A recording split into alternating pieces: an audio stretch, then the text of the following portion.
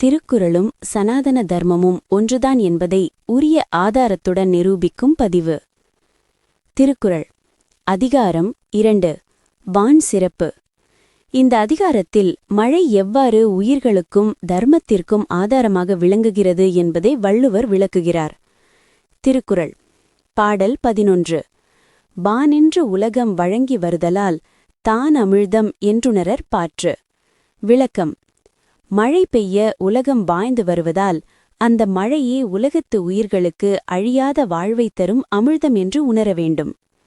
மகாபாரதம் பீஷ்ம பர்வம் அத்தியாயம் 27 ஸ்லோகம் 14.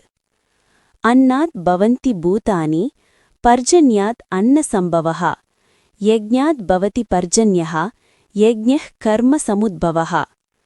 உயிர்கள் உணவினால் உண்டாகின்றன, உணவு மழையினால் உண்டாகிறது, மழை யாகத்தினால் உண்டாகிறது, அந்த யாகம் கர்மத்தினால் அதாவது அறச்செயல்களால் உண்டாகிறது. மழை உணவைத் தந்து உயிர்களைக் காப்பதால் அது அமிழ்தத்திற்கு இணையானது. மனுஸ்மிருதி அத்தியாயம் 3 ஸ்லோகம் 76. அக்னௌ பிராஸ்தாஹுதிஹி சம்யகாதித்யமுபதிஷ்டதே ஆதித்யாத் ஜாயதே விருஷ்டிஹி விருஷ்டேரன்னம் ததः பிரஜாஹ. யாகத்தீயில் முறையாக இடப்பட்ட ஆகுதி சூரியனை அடைகிறது, சூரியனிடமிருந்து மழை உண்டாகிறது, மழையிலிருந்து உணவு உண்டாகிறது, உணவிலிருந்து உயிர்கள் பிரஜாக வாழ்கின்றன. உயிர்களின் வாழ்விற்கு மழையே மூலம் என்கிறது மனுஸ்மிருதி. திருக்குறளும் சனாதன தர்மமும் ஒருமைப்பாடு. மழையை அமிழ்தம் என்று வள்ளுவர் போற்றுவது சனாதன தர்மத்தின் யக்ஞ தத்துவத்தோடு அப்படியே இணைகிறது. வேதங்கள் மழையை ஒரு தெய்வீக அருளாகவும் வருணன் என்பவனாகவும் கருதுகின்றன. மழை இல்லை எனில் உணவு இல்லை, உணவு இல்லை எனில் உயிர்கள் இல்லை என்ற சனாதன தர்மத்தின் சிருஷ்டி சுழற்சியையே இக்குறள் பிரதிபலிக்கிறது. திருக்குறள் பாடல் 12. துப்பார்க்குத் துப்பாய துப்பாக்கி துப்பார்க்குத் துப்பாய தூவும் மழை. விளக்கம்: உண்பவர்களுக்குத் தேவையான உணவுகளை உற்பத்தி செய்து தருவதோடு மட்டுமல்லாமல் பருகுபவர்களுக்குத் தானே ஒரு சிறந்த உணவாகவும் நீராகவும் இருப்பது மழையாகும். மகாபாரதம் சாந்தி பர்வம் அத்தியாயம் 262 ஸ்லோகம் 4. சாராம்சம்: பானீயம் பரமம் லோகே ஜீவனம் சர்வபூதிக்ருத் விருஷ்டி மூலம் ஹி கிருஷிஹி சத்யம் தஸ்மாத் விருஷ்டிஹி பிரசஸ்யதே. உலகில் நீர் என்பது அனைத்து உயிர்களுக்கும் மேலான ஜீவாதாரமாகும். விவசாயமும் அதன் மூலம் கிடைக்கும் உணவும் மழையை சார்ந்தே இருக்கின்றன. எனவே உணவை தருவதும் தானே உயிரை காக்கும் நீராக இருப்பதும் மழையே ஆகும். மனுஸ்மிருதி அத்தியாயம் 9 ஸ்லோகம் 246. வர்ஷந்தி வர்ஷமுதகம் சர்வபூதஹிதே ரதாஹ யதன்ன முதக்கம் சைவ ஜீவனம் பிரதிதிஷ்டிதம். அனைத்து உயிர்களின் நலனில் அக்கறை கொண்ட மழை நீரை பொழிந்து உயிர்களைக் காக்கிறது. உணவும் நீரும் எங்கே நிலை பெற்றுள்ளதோ அங்கேதான் ஜீவன் அதாவது உயிர்வாழ்வு நிலை பெறுகிறது. திருக்குறளும் சனாதன தர்மமும் ஒருமைப்பாடு. மழை உணவாகவும் உணவைத் தரும் கருவியாகவும் இருப்பதை வள்ளுவர் இக்குறளில் நயமாக விளக்குகிறார். இது சனாதன தர்மத்தில் கூறப்படும் அன்னம் பிரம்மா அதாவது உணவே கடவுள் என்றும் ஆபஹ் புனந்து அதாவது நீர் தூய்மைப்படுத்துவது அல்லது உயிர்ப்பிப்பது என்ற தத்துவங்களுடன் ஒத்துப்போகிறது. உயிர்களின் உடல் வளர்ச்சிக்கு உணவையும் தாகம் தணிக்க நீரையும் தரும் மழையை தெய்வீகமாக கருதுவது இரு நெறிகளின் பொதுப்பண்பு. திருக்குறள் பாடல் 13. விண்ணின்று பொய்ப்பின் விரிநீர் வியனுலகம் உள்நின்று உடற்றும் பசி.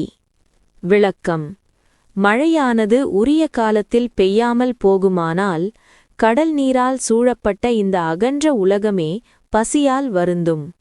சுற்றிலும் நீர் கடல் இருந்தாலும் வானிலிருந்து வரும் மழை நீர் இல்லாவிட்டால் பசி உயிர்களை துன்புறுத்தும். மகாபாரதம் சாந்தி பர்வம் அத்தியாயம் 141 ஸ்லோகம் 78. யதா ந வர்ஷதே தேவோ துவாதச வர்ஷணி பாரத ததா க்ஷயமுபாகச்சன் பிரஜாக்ஷுத் பயபீடிதாக. பாரதனே, எப்போது மழை பொய்க்கிறதோ 12 ஆண்டுகள் மழை பெய்யாத காலத்தைச் சுட்டிக்காட்டி, அப்போது மக்கள் பசியினாலும் பயத்தினாலும் பீடிக்கப்பட்டு அழிவை நோக்கிச் செல்வார்கள். பசி என்பது மழையைச் சார்ந்தது என்பது இதன் கருத்து. பராசர ஸ்மிருதி அத்தியாயம் 1 ஸ்லோகம் 27. துர்பிக்ஷே சான்னதானேன சர்வே தேவாக சுபூஜிதாக அன்னம் ஹி பிராணினாம் பிராணாக தத் விருஷ்டௌ பிரதிதிஷ்டிதம். பஞ்சம் வரும்போது அன்னதானம் செய்வது தேவர்களை பூஜிப்பதற்கு சமம். ஏனெனில் உயிர்களின் உயிராற்றல், அதாவது பிராணன், உணவில் உள்ளது. அந்த உணவோ மழையில் நிலை பெற்றுள்ளது. மழை பொய்த்தால் உயிர்களின் பிராணனே அச்சுறுத்தப்படும். திருக்குறளும் சனாதன தர்மமும். ஒருமைப்பாடு. உலகத்தை சூழ்ந்துள்ள கடல் நீர் குடிப்பதற்கோ விவசாயத்திற்கோ பயன்படாது. வானிலிருந்து விழும் மழை நீரே உலகுக்கு வாழ்வாதாரம் என்ற வள்ளுவரின் நுட்பமான பார்வை சனாதன தர்மத்தின் அக்னி சோம தத்துவத்தோடு இணையானது. கடல் நீர் ஆவியாகி மழையாகப் பொழிவதை வேதங்கள் இறைலீலையாக கருதுகின்றன. மழை பொய்த்தால் பசி என்னும் தீயினால் உலகம் அழியும் என்ற எச்சரிக்கை இரு நெறிகளிலும் பொதுவாக காணப்படுகிறது. திருக்குறள். பாடல் 14. ஏரின் உழார் உழவர் புயல் என்னும் வாரி வளம் குன்றிக்கால். விளக்கம். மழை என்னும் வருவாய் தன் வளத்தில் குறைந்தால் உலகிற்கு உணவளிக்கும் உழவர்கள் ஏர்பிடித்து உழவு செய்ய மாட்டார்கள். உழவுத் தொழில் மழையை மட்டுமே ஆதாரமாக கொண்டது என்பது இதன் கருத்து. மகாபாரதம் அனுசாசன பர்வம் அத்தியாயம் 63 ஸ்லோகம் 9.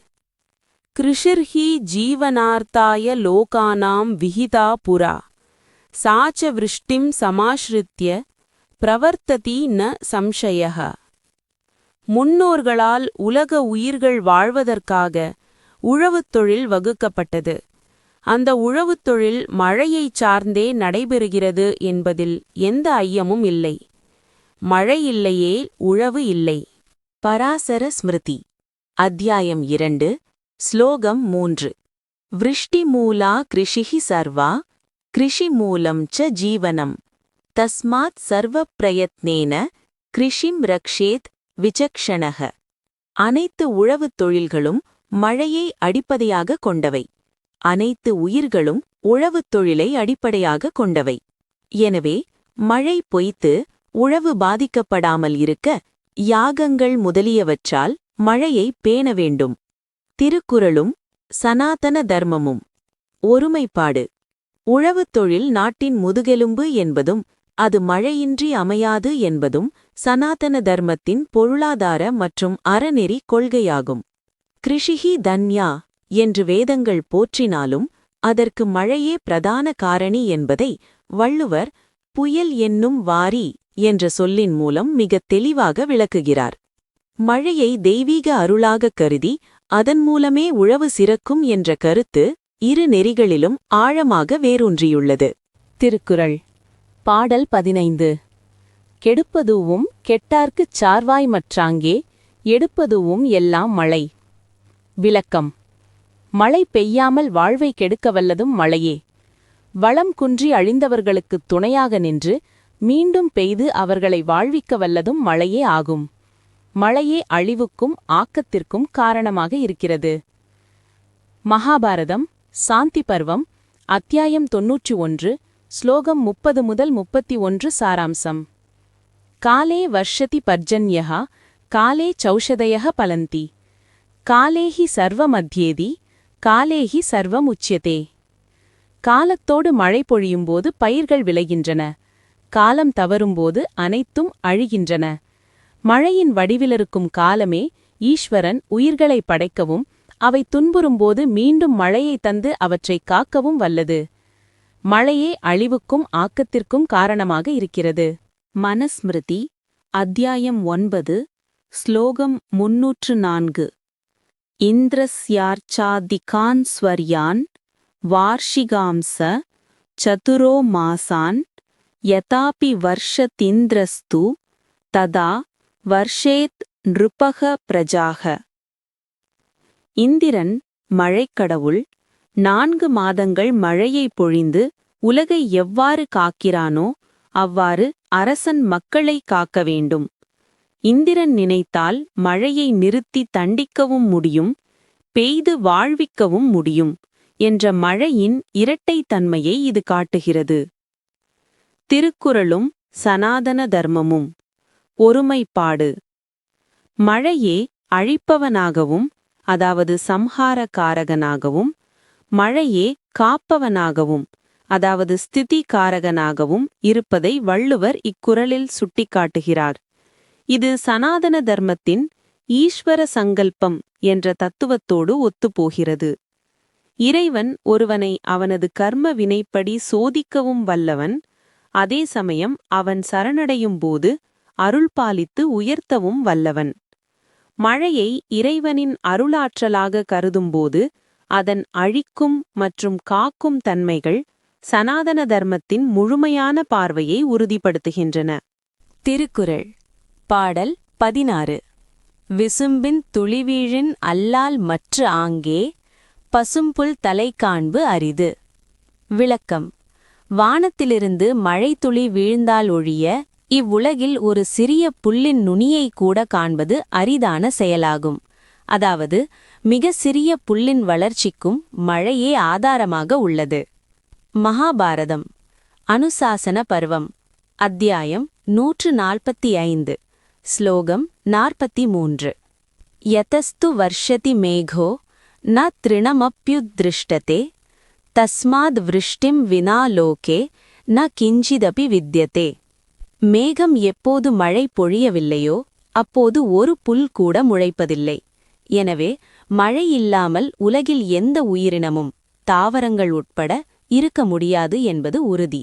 மனுஸ்மிருதி அத்தியாயம் 5. ஸ்லோகம் 4.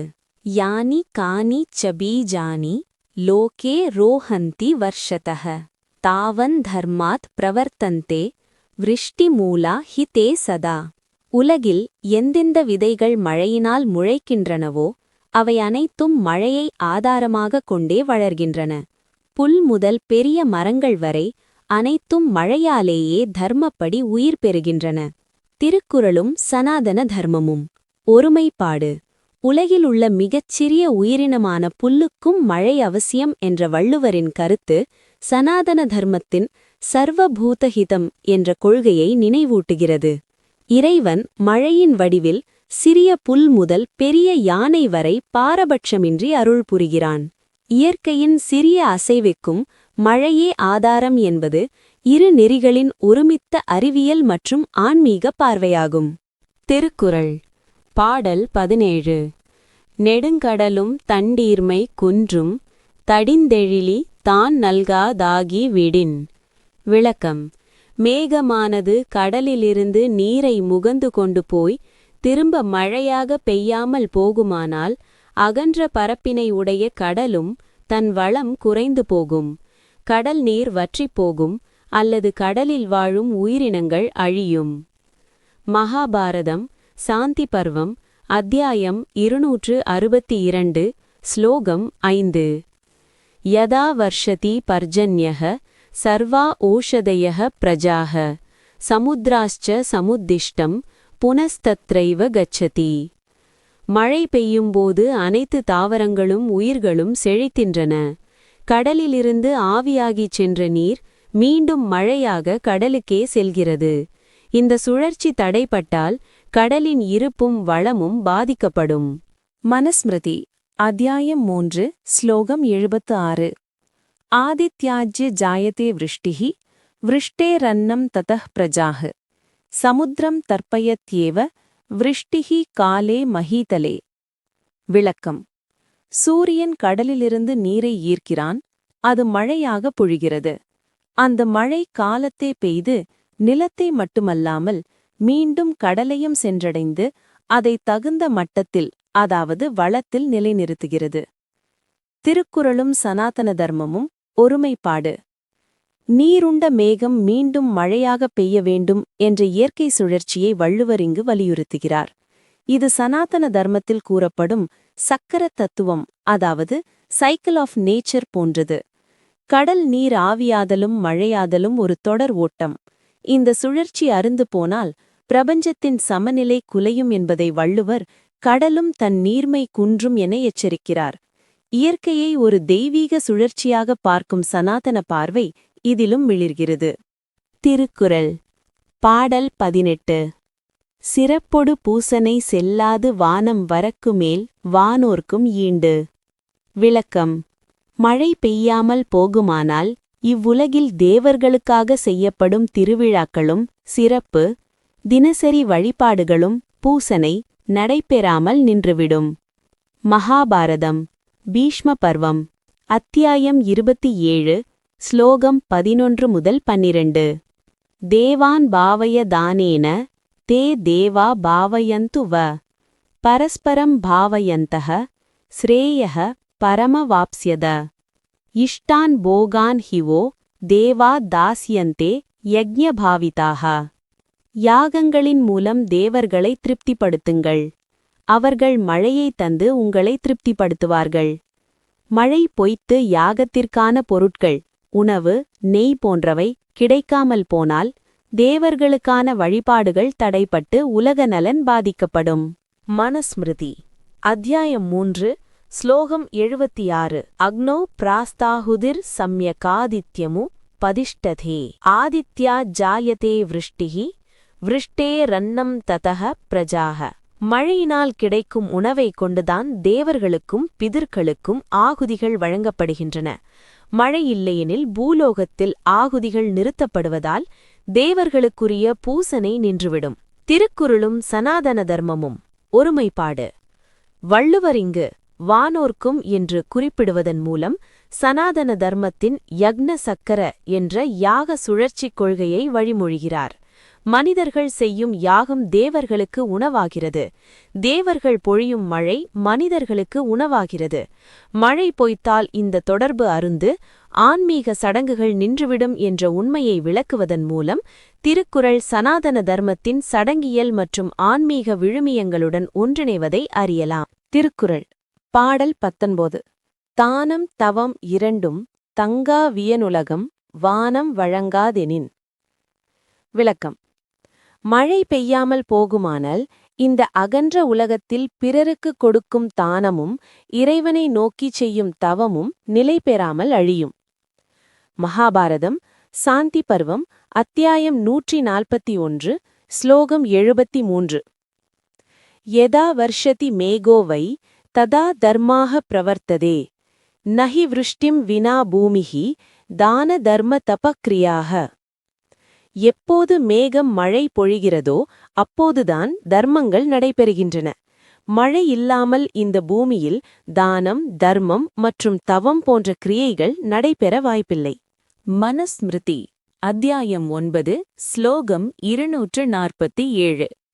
வர்ஷாதிகாரः சர்வம் ஹி தானம் தர்மஸ்ய காரணம் விருஷ்டிஹீனே குதஹ சித்திஹ் தபசோ தர்ம நிஷ்கிரியா. மழையை பொறுத்தே தானம் மற்றும் தர்மத்திற்கான வழிகள் அமைகின்றன. மழை இல்லாத போது, அதாவது உயிர் வாழவே வழியில்லாத போது, தவம் செய்தலும் தர்ம காரியங்களை செய்தலும் எவ்வாறு கைகூடும்? திருக்குறளும் சனாதன தர்மமும் ஒருமைப்பாடு. வள்ளுவரிங்கு தானம் மற்றும் தவம் ஆகிய 2 சனாதன தர்மத்தின் முக்கிய தூண்களை குறிப்பிடுகிறார். பிறருக்கு வழங்குதல் தானம், தன்னை கட்டுப்படுத்தி இறைவனை உணர்தல் தவம் ஆகிய 2க்கும் அடிப்படை தேவை உடல் நலம் மற்றும் உணவு. மழை பொய்த்து உணவில்லையேல் உடலை பேண முடியாது. உடல் இல்லையேல் தர்மத்தை செய்ய முடியாது. ஷரீர மாத்யம் கலு தர்ம சாதனம். இந்த சனாதன தர்மம் வலியுறுத்தும் இந்த வாழ்வியல் உண்மையை வள்ளுவர் இக்குறளில் ஆணித்தரமாக பதிவு செய்துள்ளார். திருக்குறள் பாடல் 20. நீரின்று அமையாது உலகெனின் யார் யார்க்கும் வானின்று அமையாது ஒழுக்கு. விளக்கம்: நீரில்லாமல் உலக வாழ்க்கை நடைபெறாது என்றால் அந்த நீரோ மழையில்லாமல் கிடைக்காது. எனவே எவ்வளவு உயர்ந்த நிலையில் உள்ளவர்களுக்கும் மழையில்லாவிட்டால் ஒழுக்கமான வாழ்வு நிலை பெறாது. மகாபாரதம் சாந்தி பர்வம் அத்தியாயம் 193 ஸ்லோகம் 10.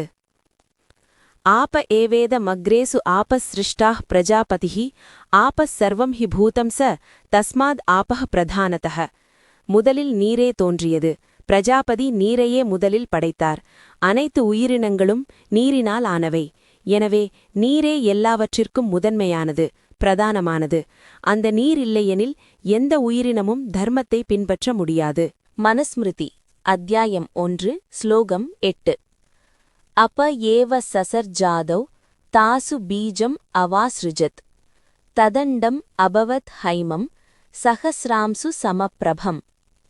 இறைவன் உலகை படைக்க எண்ணியபோது முதலில் நீரையே படைத்தார். அதில் தனது ஆற்றலாகிய விதையை இட்டார். உலகத் தோற்றத்திற்கே நீர்தான் ஆதாரம்.